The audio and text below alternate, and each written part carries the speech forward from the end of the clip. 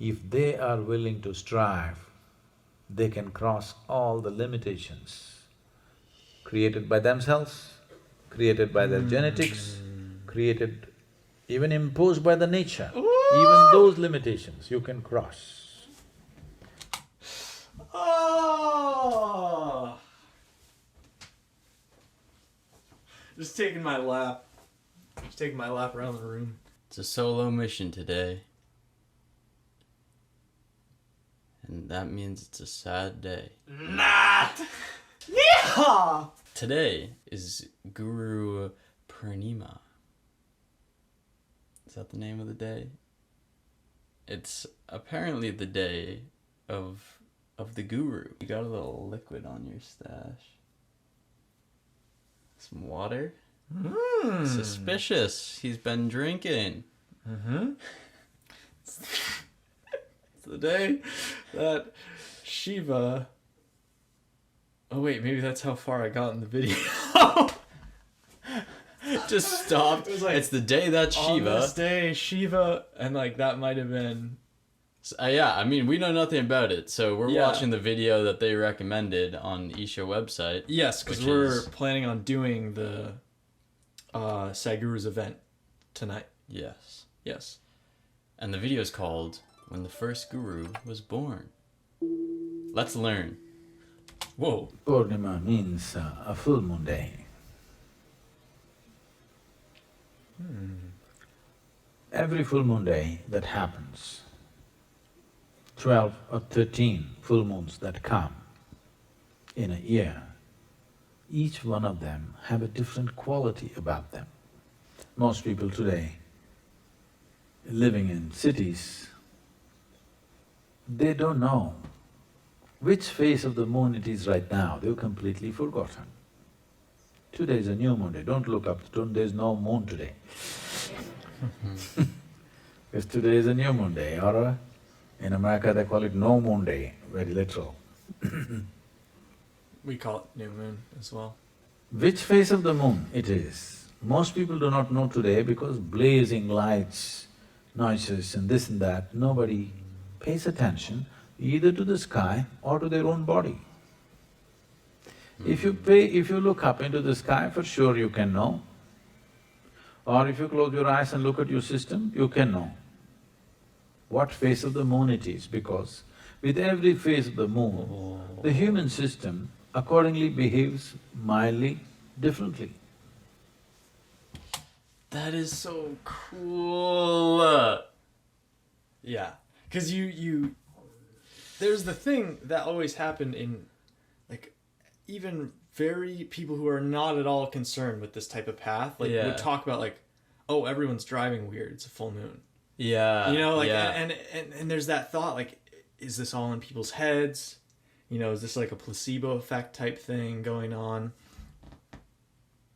I don't think it is. But that's like where the idea of like werewolf also spawned and stuff like that from this heightened energy that happens on a full moon. But to be that tapped into the point where you could predict like what phase the moon is in because of slight changes in your body. I've definitely noticed that, like, maybe for a 5-day period with like the middle point being full moon, there's some sort of, it's as if you and I talk about this sometimes. We would talk about how at a certain point Eli and I were kind of going through a very similar thing where it was like, felt like we were on a roller coaster, and it was like the ups and downs and ups and downs, and we were both feeling like we were on a down at a certain point, and we're really struggling with that. And we both agreed in some sense that is the time that you can do the most work. Like that, it's as if there's a little window that opens where you're struggling the most, and that's when you can do like that's when almost like your focus needs to heighten, even though it's because you have so many more things that are like taken, kind of distracting you from being conscious. Exactly. It brings all those rhythms to the forefront. The cyclical patterns. Yeah. And I've been getting a similar feeling with the full moon time Where when the moon's really big, I find I'm also very much like a nighttime person. I wouldn't say like I stay up really late, because that's what most people say when they say they're nighttime people, but it's more like my energies feel heightened at night. And so I feel like there is that period of time where I could more easily learn something new about myself. Like, you know, exploring my inner workings.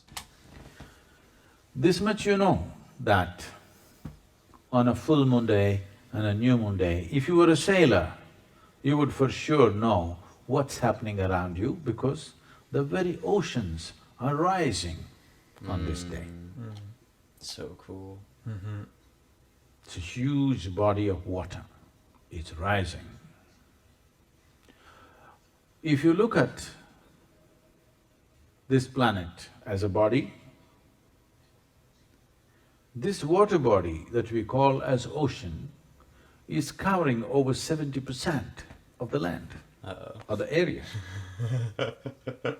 Similarly, if you look at this body, even here, over 70% is water. I didn't really see where we were going. Not by accident, that's the design. Just knew it was going somewhere. So if the very oceans are rising, you think the water in your body is not rising? No. Yeah. Right when he said the earth body is 70%, I was like, wait, human body is 70. Oh no.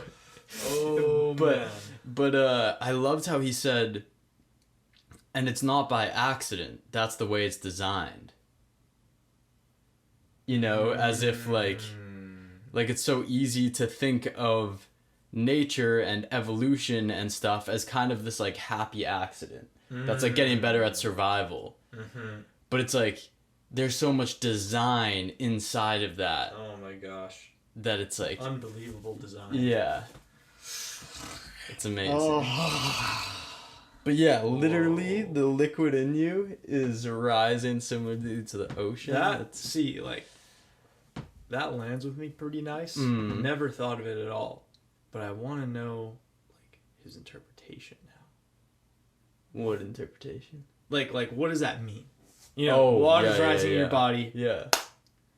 What does it mean? So what? So what? Maybe we'll find out. Yeah.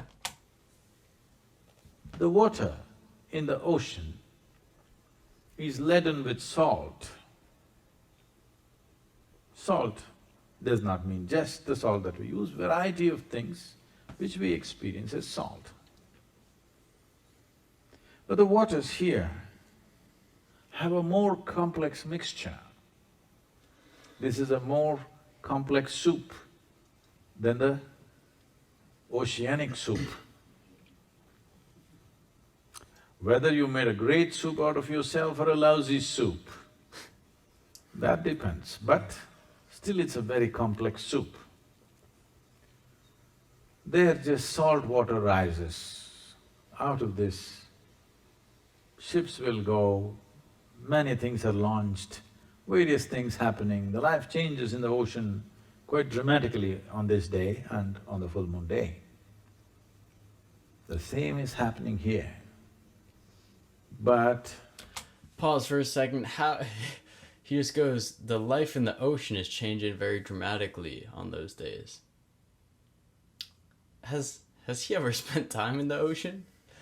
Is that like something that's just like passed down? That's the type of knowledge where it's like, you say something like that so matter of fact. Yeah. It's just interesting. But I also thought that was amazing how he said, like, this video is one of those where you're getting a taste of how much perception Sadhguru has. Just a taste. Because he's like, the ocean, which is made out of salt water, not just salt, but a lot of different things which we experience as salt. It's like, oh boy. He's trying to make you a little crazy. What? Well, because you're just like, you're so curious, and then you're so curious again, you only get a little taste, you're like, it's maddening. I can't get the whole thing. And then it makes you crazy. So it happens, and just like that. And bang, big bop boom, and there you are. Not being sailors. Sailor means somebody who wants to go somewhere, you know. Sailor means somebody who's always longing to go to a new place. So if you are a spiritual seeker, you're like a sailor, always want to go to a new place. Not because this place is bad, but we want to go to a new place within us. We understand, we are mature enough to know, if I move from this place to another place geographically, it's not really going to change my life. So we understood, we have to go to a new place within ourselves. So in a certain way, you're a sailor. If you're a sailor, the full moon day and the new moon day are very significant for you. You're waiting for that to happen. That's the day you would like to launch your new ship. So, Purnima means it is a day when you can launch things within you. So there is a whole system of yoga which is calibrated for the lunar cycles and the solar cycles so that one can make use of this system, one can make use of nature's help. As I said, among these 12 to 13 full moons that happen, they are of different quality. So accordingly they have been identified. I think in China there's some significance, no, probably in Japan probably. August moon, you have some significance to August moon?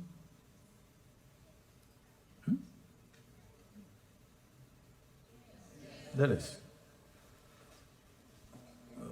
Whatever the significance, I do not know, but essentially, the full moon that comes immediately after the summer solstice and the winter solstice are of a certain significance. This time, Guru Purnima is the second full moon, not the first one, because of some astronomical calculations, it's been moved to the second full moon. Otherwise, it's always the first full moon after the solstice. The first full moon after the winter solstice is called Dhanya Purnami, which is considered a day of fulfillment. And in Tamil Nadu, it is celebrated as Thaipusam. No, it comes little after that, okay. It's called Dhanya Purnami and it is celebrated in different ways, but essentially it means the day of fulfillment. So this Guru Purnima, this Purnima or this full moon after the summer solstice, historically and also in terms of celestial arrangement of things, it's significant because Adiyogi chose to become a Adi Guru, the first yogi.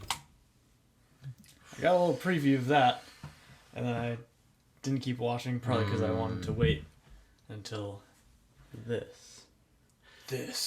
It's becoming more and more profound to me how attuned yoga and the yogic sciences are. Like the fact that your entire system is also built around the entire solar system and having that much observation. That out. Yeah.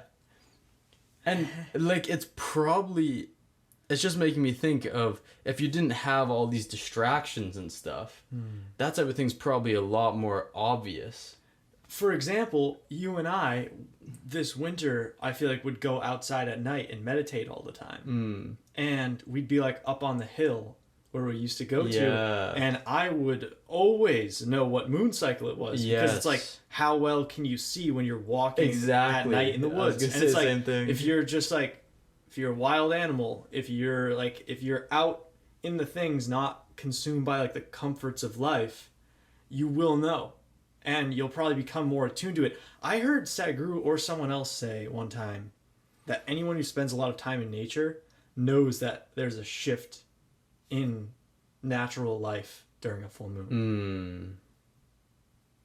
And it's just cool because I like definitely don't think of myself as someone who like spends a lot of time in nature, but that like sometimes it's easy for me to think I spend a lot of time outside, but then compared to the average person that exactly we're near, because that's the problem is like when you're comparing comparing yourself to like the norm, it's like, oh yeah, I'm nice and spiritual, I'm a nature person, I've gone so far in my life, but like that's not gonna get you anywhere. That's gonna like stop you right in your tracks. But I feel like there's a knowing in myself that there is so little that I know about the world out there because I haven't really done it. I'm just like, dip my foot in. No, I've seen like a Planet Earth movie that was talking about how like there's a bunch of different types of animals that hunt a lot more on like a full moon night. Like that's the night where they really capitalize. But then also all the different plants that somehow work differently. And it's like, how this is all put together. Alright, so on the full moon after the summer solstice, Adiyogi decides to become a guru. That sounds like that's what this bad boy is that we're kind of coming up on. Bad boy. This bad boy full moon. Decided to become the first guru over 15,000 years ago on this day, which is called as Guru Purnima. It is the birth of the first guru. And this is the day he delivered or he started transmitting the most significant message to humanity, which was never before. That is, he made them realize that if you're willing to strive, all the limitations that nature has set upon you, you can cross. You can evolve. That's something that I definitely backtrack 4 months and I'm like really frustrated by that statement. There's definitely been a shift in me now. Not necessarily like it's just something I'm appreciative of. It's not like I'm in full agreement. It's like less of I'm like just not getting as hung you don't up have as on much it. friction. Yeah, exactly. Friction. What would you have been frictioned by? Just the idea like that kind of like rhetoric sounds like a transcendence of nature, which I was feeling like that you can like evolve past your limitations. And like that was very much like just hubris of humanity. It's interesting though, because I'm sure Sadhguru, well actually I guess I don't know, but it seems like whatever comes past that is also nature. You know, like what are you transcending into? What, like, maybe you're going past the limitations of this physical thing. Oh, that's lovely. But the non-physical is also natural. Clearly it's somehow all built on top of each other. Reminds me of what Sri M says. He's like, oh, miracles are just done, they're just really normal things done by people who just understand different laws. And so it's like, laws of what? It's like laws of nature. And so like everything, it's a whole nother layer to nature. Everything is just built on the laws of nature. But it's fantastic. Fantastic. I've never thought of that. And that deserves the entrance of our snake again. Hey, where have you been? Snake. He gave me an answer. Yeah. He's been some places. Man. Yeah. Jeez, you're naughty.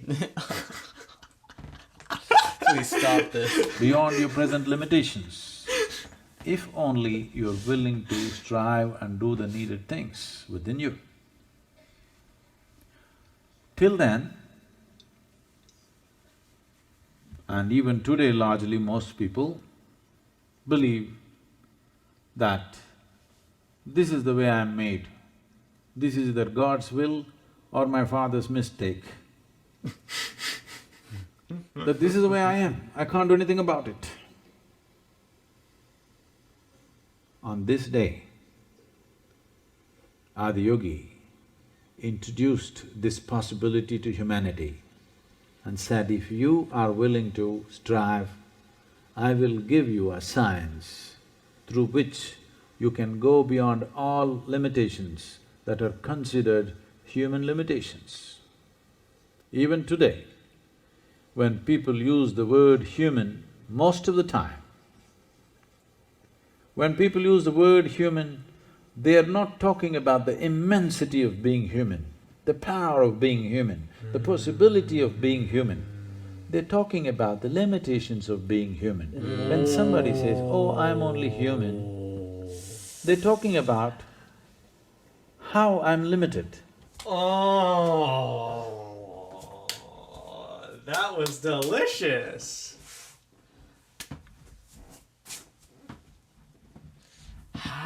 Oh, it's just it's just the habitual things that don't occur to you, but occurs to Sadhguru. Yeah. And it's just crazy that we'll say that technology is like on this infinite growth path. But we know that this is far crazier technology than we could ever develop. Yeah. And then we say we're only human. Oh, it's like, how can you? We have so many of these things. That's just like a belief, just a belief that you've been told a bunch. Well, not lovely, but you know, lovely that we can see that now. We're here. Yeah. Ay, ay, ay, ay, ay, ay. It gets… The coolest thing about listening to… The iPhone is the greatest creation. Keep going. The coolest thing about listening to a Sadhguru or other people like this, which I have heard you guys say in the comments so many times, is that the more you listen to them, the deeper it becomes, even if they're saying the same thing. And it's like the more you are able to sync up, yeah. It's like, it's when he's speaking now, it hits in a totally different… I completely agree. Different level. Yeah. There are certain times where I listen to Sadhguru, and it's just like I can reach this stillness that was not possible before. If I watched the same video in the same place, doing the same, like everything the same. And that's just proof of what he's saying. How it's like, you are not… Oh, that line of either like God doesn't like you or you're your father's mistake. Yeah. And just not taking like the responsibility of what you can become. Oh man. But then you have something like this where it's like literally watching a YouTube video has become so much more profound. And we're just sitting here watching a YouTube video. You could be doing anything. Yes. You know, you get to a certain point where it's like you're stuck in traffic and it's like cosmic humor. Yeah. Other times you're like, this is the worst existence ever. Gotta get home. Gotta be somewhere. Gotta go do some things. You get stuck in that? I get stuck in that. Snake doesn't. No. Very rarely somebody is referring to I am human as a great possibility. Because still most of the people believe that either because of God's will or my parents' mistake, I'm like this and this is all I can do. If you experience a rebirth, if you make a rebirth possible for yourself, naturally, your most important work will be to ensure that the entire world knows that if they are willing to strive, they can cross all the limitations created by themselves, created by their genetics, created, even imposed by the nature. Even those limitations you can cross. Oh! Just taking my lap around the room, just to do something. Oh my gosh. Just came to me that I had never cognitively thought this before. Probably heard it a million times. There was one time where a friend was coming to me clearly like feeling very stuck. And I was in a certain frame of mind where I was like not in a place of... Have you ever experienced this where you're like moving from a place of just comforting someone to like realizing that just comforting someone just like perpetuates the cycle in a way?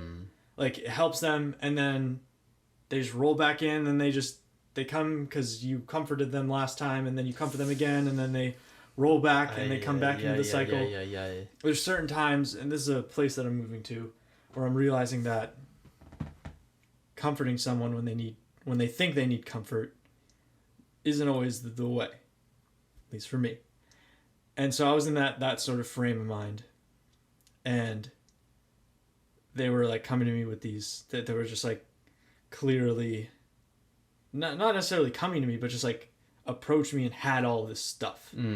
And I was also in the frame of mind where like that type of thing is kind of funny. So it came with a giggle. It was like a giggle and I was like, every limitation that you put on yourself is of the mind.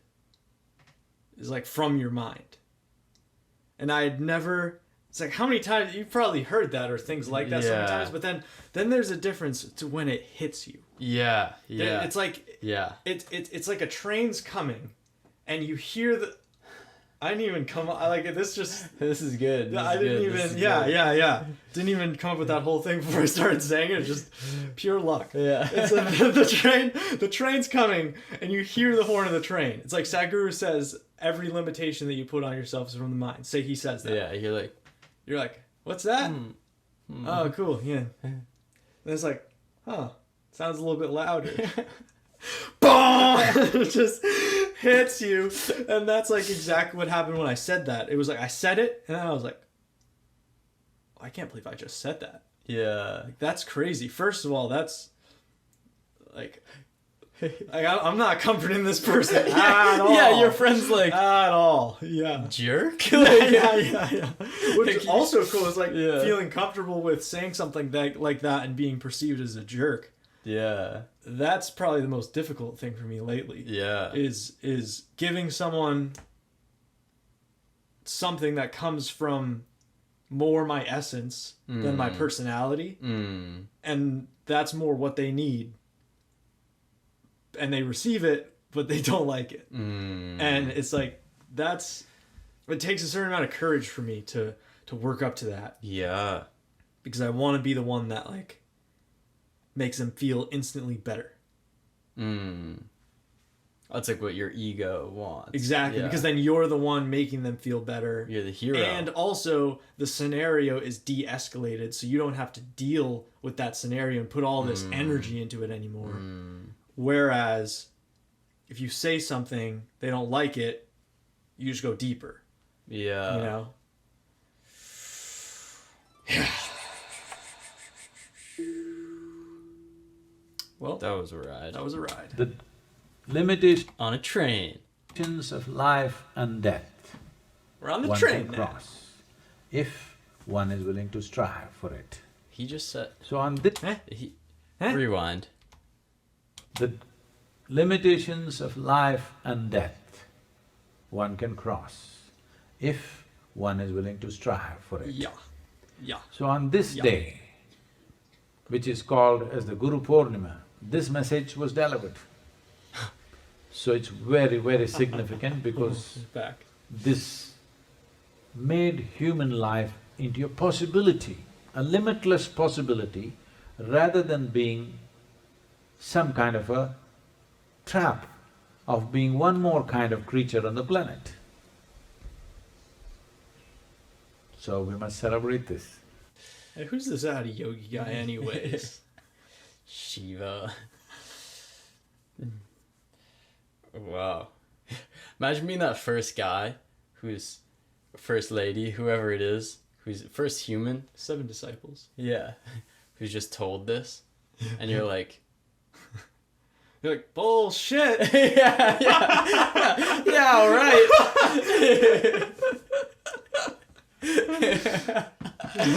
But I do like that story. I've heard Sadhguru tell the story of like the 7 disciples, where Shiva or Adiyogi was just sitting there like blissfully crying for just days on end without moving. Whoa. And like a lot of people went there, like saw it and left, and these people were sitting there and were like, that person had to transcend everything we know as possibilities in order to be sitting there for this long without eating. Wow. I've not heard that story. So yeah, it's more like then when someone tells you that, you're like, I guess it makes sense because you're doing it. The lovely thing is you can try it out for yourself. And it's like, the crazy, I love this part of it for me. You can approach someone with something like this, and if they're like, well, I don't know, like, this seems like a big commitment, it's like, try it. You always have that previous you to return to if you don't like it. Just try it. There's no, it's like, it's not like there's no going back. Like, if you really wanted to, you could go back, but of course, we all know, you enter, there's no going back. You're not going back. But it's your choice. You know? It's everyone's choice, and everyone understands, though, there's no going back. I feel like that's a lot of people's fear about starting or like really getting into spirituality. Yeah. It's like worried about what they'll become. You know, worried about losing a lot of the things that they are that make them who they are. Which the crazy thing is like, things that will come can be scary sometimes. The path is really difficult at times, like more difficult than the regular things you probably experience. And also, third thing, like, yeah, there might be a lot of changes. But again, it's all your choice. Yeah. It's literally like you get to a point where you are just choosing those options. And there is no need to be like afraid of it, because you could at any point be like, I don't choose this. Yeah. Wow. That was insightful. I like that a lot. That snuck up on you. Yeah. That video snuck up on you real quick. You didn't see it coming. Anyway, let's all use this time. Set some sails. Yeah, if you're joining us, Those are sails being set. if you're joining us tonight, we will meet you on some sort of plane. Not the physical one, probably, but Definitely not that one. definitely another one. Yeah. So we'll see you there. Much love. Much love.